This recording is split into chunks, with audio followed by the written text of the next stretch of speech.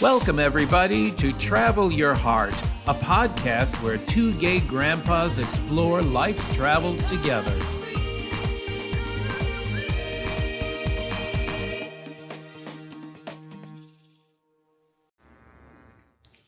Hi, everybody, it's Grandpa Bobby.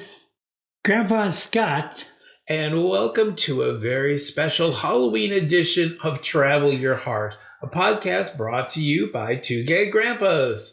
Or a taco and a pirate. Well, now we need to explain, first of all, this is a very special Halloween edition, and there are some people who may just be listening to our podcast. Oh, okay. So, Grandpa Scott, why don't you explain what you're wearing? Well, I'm wearing a pirate's outfit, including a patch. And why'd you choose that? Because I'm still dealing with my cataract surgery, and this seemed to be logical choice. So that's why I'm a pirate. Well, and okay, I wanted to come as something elegant and traditional, something reflective of the cultural heritage of the area in which we live. So I came as a giant taco. Yes. You are what you eat. Yes. So those who are seeing us on YouTube will be able to see us in all our glory. Costumes blender. Now, we want to explain for our friends overseas that Halloween is a big deal here in the United States. I don't know if it is in your country. We'd love to hear in the comments what your traditions might be or what you do for Halloween. Oh, yeah. And in the queer community, this is like a very big holiday. A national holiday. A national holiday. And, you know, it's really increasing popularity here in the United States. You know, when we were growing up, you didn't see all the decorations or the parties or the wild costumes. So it's becoming a big thing. And I'm curious to see if it's increasing around the world. So do let us know. Yeah. So what we thought we'd do today is talk about what Halloween means to us, what it's been to us over the years, and how it's evolved for us. So, Grandpa, why don't you tell us about what Halloween was like when you were a kid? Well, first, shouldn't we introduce Charlie? Oh, well, for those of you who are viewing, we have a pumpkin here. For those of you who can't see it, well, it's just a big red, orange pumpkin with a kind of a grimace face on him. Yeah. Just a part of our Halloween decorations. So back to what we were talking about. Why don't you tell everybody about what Halloween was like when you were a kid? What part of the country you were growing up in? Well, I was born in a lot of people know that kind of a rural coal mining town.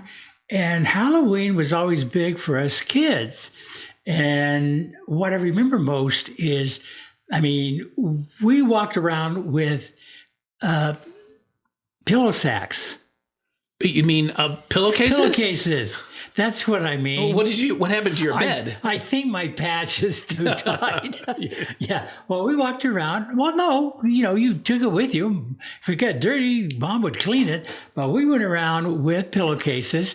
And we had to do that because it wasn't like you just walked next door to the nearest neighbor. The neighbor could be half a mile away because it was kind of a farming community. And then there was a small town that you could go to. But we lived on the outskirts and we were about 3 or 4 miles away from the town. So for us to go to 250 homes, which we would do for the candy, we were out all night. You had to hoof it. You got your steps in. Yeah, and, it was, near to November, so it was cold there. So we were bundled up, and then we were also in costumes. And by the end of the night, we would all come home a sweaty mess. What sort of stuff would you get? Ooh, good stuff. Believe it or not, apples, oranges, because, it being Utah, we didn't have a lot of fruit at that time. Were you allowed to eat them? Well, back then, we didn't have to worry about what some of the kids did. It's not as dangerous a world. That whole crap about razor blades and all that. What a dang shame, sick SOBs. Excuse me. But we didn't have to worry about that. All our neighbors knew us, because and they would, it takes a village. They would watch out. And, some parents would follow if there was every home had a light, nobody hid. And, we'd get candy bars, Snickers were always big. Big Hunks. I don't know how many are familiar with the Big Hunk candy bar, but that was my I've favorite. never heard of that. What's a big hunk? Well, yeah, it's hard to explain, but it was just a kind of a long nougat candy bar with nuts in it, but it was Sounds thin. good. Ooh, they were delicious. Now you had Rolls. you showed me once what that candy that was called an Idaho Spud. Idaho Spuds, yeah. It was like marshmallow. It looked like a potato in chocolate, and inside was this marshmallow goo. Sounds like it was worth all the It was steps. a s'more without the graham cracker. Well, where I grew up in a very northern climate in upstate New York. I grew up close to the Canadian border. So by the time October 31st rolled around, it was pretty darn cold. So when we were growing up, my mom would always buy our Halloween costumes about 2 sizes too big because we had to have complete snowsuits underneath our costumes just to be able to walk around. And imagine trying to walk around in a snowsuit and boots and a costume on top with a mask. By the time we came home, we would be a sweaty mess. Now, for us, we always, big Italian family, we always lived near our cousins. So we always went out in a gang with our cousins, and a lot of them were older than me. So our parents never came out. In fact, I don't remember parents ever going out with their kids. It was just a lot safer time back then. And we would go out for ours. We used to have the big paper shopping bags, and we'd go out with our trick-or-treating. And we used to love, my favorite were the big Hershey's bar. And you always told your friends which family gave out the big bars because that was a big prize. And then afterward, we'd come back and we would spill all our candy on the floor. And did you ever have what we used to have? It was called a candy swap. And we would go through and separate the candy, which we were definitely keeping. And then we would say, well, if you don't like that, I'll trade you that. Or if it was like a roll of Lifesavers, remember those? You'd get a roll of Lifesavers or a Sugar Daddy. And then you'd trade with your brothers and sisters or your cousins for what candy you liked. And of course, my mom would sort through anything that was like an apple or a fruit, or sometimes you'd get those popcorn balls. Oh, yes. Yeah. We'd sort through those things. And my mom, being the mother she was, we were allowed a little candy, but then she would put it away. And after that, we were only allowed like 1 piece per day because she didn't want us to have too much sugar. So I think we ate our Halloween candy all the way through the rest of the year. You were really a deprived child. What can I say? I swear, I can't believe Ma would do that. Yeah, you know my mother. Nah. Yes, you could. And no, in my family, we didn't do any of the sit on the carpet, dump out the food. No, you hoarded. You hoarded that pillowcase full of candy because you worked your tail off for it. Okay? And boy, did you worked your tail off. It was like walking for hours. Now, what sort of costume did you wear when you were a kid? Oh, that. You got to remember, I grew up in the early 50s when I was a kid. So it was, the cowboy costume, maybe a soldier, and a skeleton. There were those kind of costumes. But honestly, most of them were homemade, because, we were... Oh, your mom was a great sewer, too. Well, also, it was a very, very working class community, right? And not a heck of a lot of money. And so people made do with what they had. Yeah. And so there were some very creative costumes. But not a lot of store-bought costumes. Well, in our family, we used to have the costume box because, we had different family ages. So you would go to the costume box, and it was not like you got a new costume every year. I was a teddy bear, I think, for like 3 years running until the darn thing just wouldn't fit anymore. And then it was handed down to my little brother. So, yeah, it wasn't quite they never were dressed as tacos back in the day. And then during the year, we could play in the dress-up box. So it wasn't just limited to Halloween. Yeah. So what was it like when you got a little older and you were a teenager? I did not do a lot of trick-or-treating. I fell into that thing. Well, I'm now a teenager. I'm mature. And, very mature. And, trick-or-treating is for kids, right? So there were years that we just didn't do it. Yeah, yeah. We same here. We would have some parties. We might have some friends get together, but we were too cool for that. But nowadays I've been seeing more and more teenage kids come up to the door, and you know what? I don't care what they're wearing, even if they're wearing just a silly hat. I encourage it. They're still being a kid. You grow up so fast. Don't worry about it. I can't understand the people that complain that, teenagers are collecting candy bars. Good Lord, it's a candy bar. Be happy they're not egging your house. Yeah, I loved it, and we can talk about this a little bit later. I loved it when I would see parents dressed up coming with their kids. Well, that happened later, not during our childhood. Not during parents rarely did anything at Halloween except give out candy. Yeah. Well, when you grew older, you kind of helped give out candy, and that was fun too. That was our role. Yeah. But then we moved to San Francisco at different times, but we were both met there, and that was a whole different sort of a celebration. Oh, it was a hoot and holler. There would be different clubs you would go to. In fact, the main street of the gay district is called the Castro, and Castro Street is the main street. And every Halloween, come late afternoon sunset, they would close down the street, and it would be a giant block party, and just miles of people all celebrating. And I imagine they still to this day in costumes. Yep. Costumes. Yeah. Boy, elaborate. They were elaborate. I mean, so many ostriches died. Those feathers. So there could be some costumes on the Castro. Yep, and months before that, you would see all these guys hitting up the used clothing stores trying to buy things. And yes, your two great grandpas even attempted drag. Yes, yeah, only once.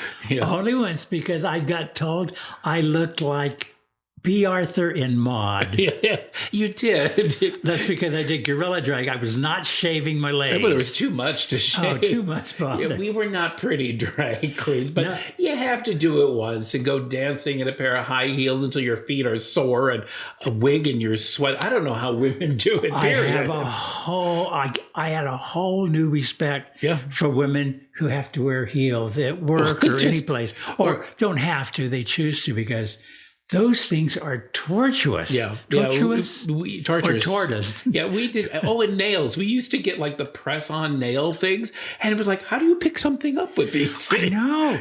I mean, it was great for scratching your back. Yeah, I'm going to be real honest.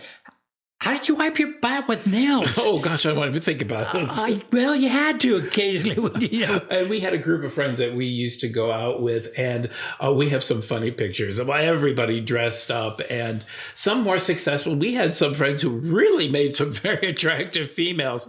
Unfortunately, these grandpas did not. No. As they said, I was not a pretty woman. Yeah. And then later on, we moved to Southern California, and we had our grandkids. So that took on a whole nother meaning for Halloween. Yeah, it was wonderful when the kids were able to walk. We jumped a little bit with our daughters. Well, yes, but they didn't like to come up and trick or treat with us because they had their own friends. They had their kids, their friends there. That's true.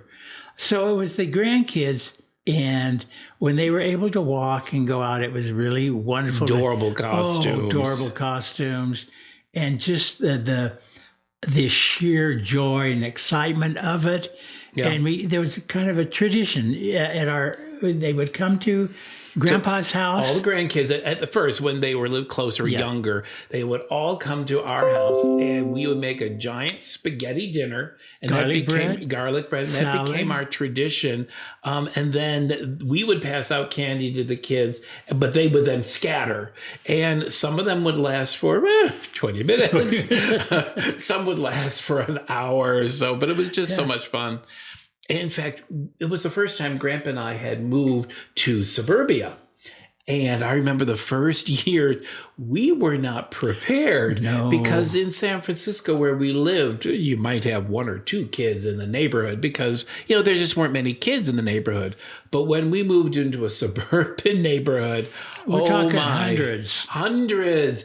And I remember the very first year, I had to go out on Halloween night to get more candy, trying to avoid all the little tykes in the street. It was so strange because the people who were trick or treating, word would spread when an area was really giving out good candy, and so the next thing you know, it's not just your local kids, but suddenly vans are pulling up, cars are pulling out, they're being let out, and they're just going all over your. I remember. I thought it was a strange thing. You'd see a minivan pull up in the middle of the street, doors would slide open, kids would scatter, and the minivan would just roll down the street. And that very first year, I'm looking at the candy bowl, and it was a huge candy bowl, and I got 4 pieces, and I'm going, oh. Bobby, you got to get back here. Cut down. They only get one.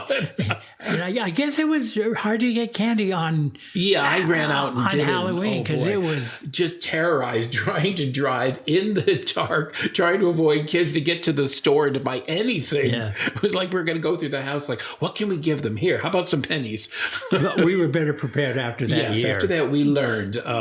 So that was more successful. Yeah. And then as our grandkids got older, because it was such a tradition in our house, they would bring their friends. And so it became quite a thing. Everybody went to Grandpa's house because we also had a good neighborhood. Oh, yeah. And I remember the one year, because our daughter would go out and, supervise the kids, and they came back with bags of bagels. Remember, there was a bakery nearby. They came out bagels. The bags of bagels. A bag of 6 bagels. Like, oh, hey, this is great. Let's go hit up this house again.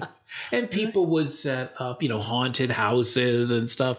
And it was really neat. The last house we lived in fact, because it was warm in Southern California on Halloween night, people would have like bonfires in their front yard. In fact, we even bought a little fire pit so that we could sit outside in the front lawn, and you sit up your table. You put it in the driveway, and then typically what would happen is you'd put up some tables behind that, and you'd put out your candy, but you'd also put out food.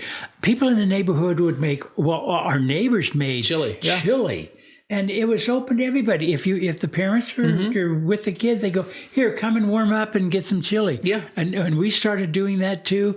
Then the next thing you knew, there was all these fire pits. Yeah, it was becoming like a block party, which was actually fun because, what we found in later years is that parents were coming out more and more with their kids, and a lot of times dressing up in costumes. So I remember one family came as the Flintstones, mom and dad, and the little kids. And that was fun. It was wonderful to see. And I also remember the parents were coming around with cocktails. So they were staying. And you go from table to table in the neighborhood and just have... Some of us had mulled wine to give to the adults to warm up. So that was fun. Unfortunately, now we only have one little tyke left who goes trick-or-treating. And as the years went by, our kids would come to the point where maybe they'd go out for an hour, but in the end, they would hand out the candy. But they still dress in costume. And God love them, our kids still really get into Halloween with costumes and decorations. I think it's that whole anime thing still. They're very much into that. And I can understand why Halloween is becoming a bigger holiday because, like Thanksgiving here in the States, it's not an overly expensive holiday. You can dress up, get a little candy, and just have some fun with the neighborhood. A little candy. Well, hundreds and hundreds of bags. In fact, our sister, Scott's sister, Sue, she is known for being the Halloween lady. She does gigantic displays in her neighborhood, and she's renowned for all the candy she has to give out. Yeah, she actually sits out on her lawn. In costume. As a witch or something. Well, my other sister, Jeanette, before Jeanette passed, would do the same thing with her. And, people will drive. They were teachers, and they're retired, but students they had when they discovered this was going on, that they drive their kids from miles away Yeah, to and then come bring to their kids as the years went by. Still happens. Yeah. So now we have into another phase of our life that we moved to Tucson, and we're not near our grandkids for Halloween. And we Sad noticed, face. but because we live in a more remote community, we're right up against the mountains. We don't have little kids coming around. In fact, last year we didn't have a single kid for Halloween, Well, which we was don't live sad. in Tucson proper. Yeah, we live on the outskirts. We wanted a more rural area. So we got it. we got it. But there is a price you pay with it. So we have decided to start a new tradition, and we're having a Halloween party at our house. So this year we have about 40 people coming. Yeah, who live around the neighborhood. And our friends. Yeah. And it's a costume party. Costumes are mandatory. We're going to give out prizes for the best costumes. And everybody's going to bring a Halloween treat of some sort. So we have no idea what we'll all have. Yeah, we just asked them to bring some kind of a dessert with themed dessert or a special treat, and we're doing a little finger food for people to nibble. It's all about having some fun. Just getting together. You know, we've loved Halloween over the years and all the different iterations we've experienced in our life. So it's just fun to keep that spirit going in your heart. Like we always said, just because you grow older, you don't have to grow up. You can still be a giant taco. Arr. Or a pirate. Pirates did not say arr. I have no That's idea what Hollywood. They Ahoy. no. Wench? I That's don't how know. Hollywood screenplay pirates speak. Having never met a pirate, I really can't say what was in their vocabulary. Well, some were very intelligent people. Yes, well, Drake Yes, in England. absolutely. Yeah.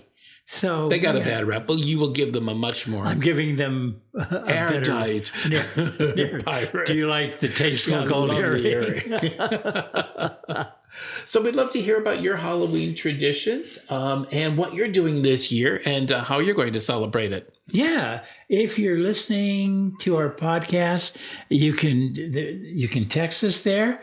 And we'd love to hear about that. If you're watching us on YouTube, just put it in the comment sections. Well, and that's a good time, Grandpa, to give a little plug. We would really appreciate it if you would subscribe to our podcast wherever you get your podcasts. And also, you can give us a look on Two Gay Grandpas Travel on YouTube and check out our travel videos. We'd love to have you subscribe, give us a like, and hit that notification bell so that you can keep in touch with us and all of our travel journals. Absolutely, we would love that. And Grandpa, We do have a little bit of a. Well, I was going to say it's Okay. also that time of year here in the United States that November rolls around. And in addition to being All Souls Day and All Saints Day, well, we have Election Day. Yeah. And so, to our fellow Americans, you need to vote. This is a critical election. And yes, we run the risk of maybe losing some followers and some subscribers here, but this is a very important election. American democracy is at stake. Please vote to protect our democracy. And for moral decency and kindness, Compassion. one of the things we've realized as we've traveled around the world is the impact that the United States have on the rest of the world. And it's not really been brought up a lot in our election because most people want to think about their own bread and butter issues. But America plays a very big role in the world. And I see that we have a great responsibility, not just to ourselves and our country and the people here, but to the people we impact all over the world in terms of climate change, in terms of the economy, in terms of global security. So we urge all of our listeners, please get out and vote this November. Please vote. But we thought we'd end on a much more positive note, Grandpa. We have actually some news to share with you. Why don't you tell our listeners? Kind of a treat. I'm going to get my little notes here because I want to be sure I see everything with your my good eye. Okay. By the way, Grandpa's eye is getting much better. Much better. Hopefully, before our next trip, he'll be all healed. Yeah, totally. So tell us all about it. Well, as some of you know, we are doing a meet and greet group tour cruise, right? We're going cruising. And we're going to go cruising, and we wanted to give you a little bit more information about it. It's going to be a 7-night Caribbean cruise, and we're going to be on the Celebrity Beyond, which is an incredible cruise ship. We'll be departing Miami Beach on May 25th, 2025, and we're going to be going around the Eastern Caribbean. And we'll return to Miami on June 1st. So we're going to be in Miami for our first port. Then we're going to beautiful Nassau. Then we're going in the Bahamas. Yeah, that's right.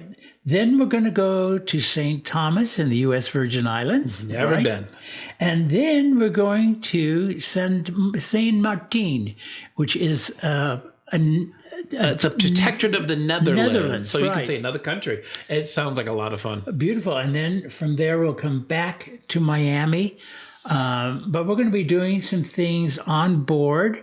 We'd love to have you join us. In fact, what they do is if you sign up, you get discounted rates because you're followers of Two Gay Grandpas. And once we know how many people will go along with us, then we can plan some activities on board while you're there. I foresee a lot of cocktails with umbrellas. And surprises. Yeah. Some surprises for those who join us. So how do they find out more about this? Well, here we go. What I'm going to do is in the description section for those following us, AudioRise on our podcast, we're going to be putting in a link where you can go and learn more about the cruise. If you're viewing us on YouTube, we will put that link where you can get more information about the group cruise. We'll put that in the description section of the video. Yeah, it sounds like it's a lot of fun, and it's not something you have to pay for totally right now. You can put a deposit down, and therefore you can lock it in to make sure you get the special rate. Yeah. Just be aware that the deposit is not refundable.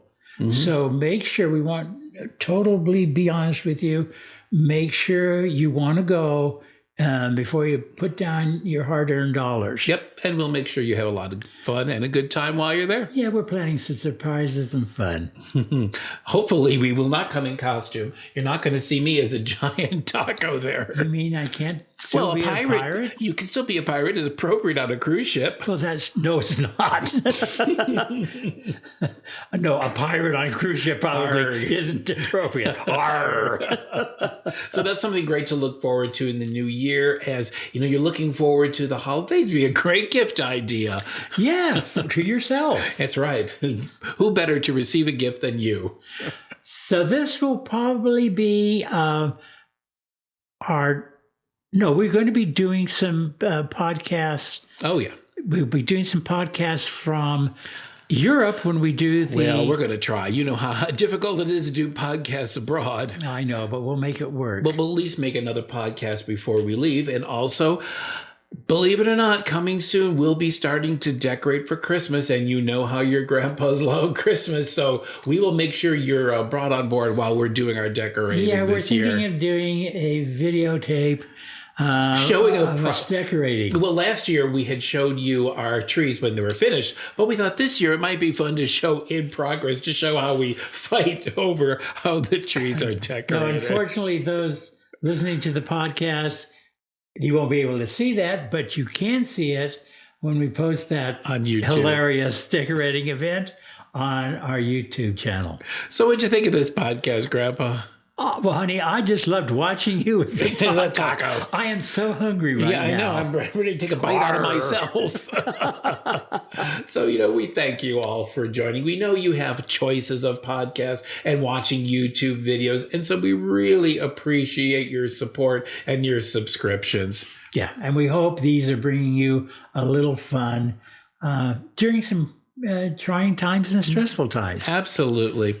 So, as we always say, whether you're traveling through life or traveling around the world, always remember, travel your heart. Thanks a lot, everybody. Bye, everybody.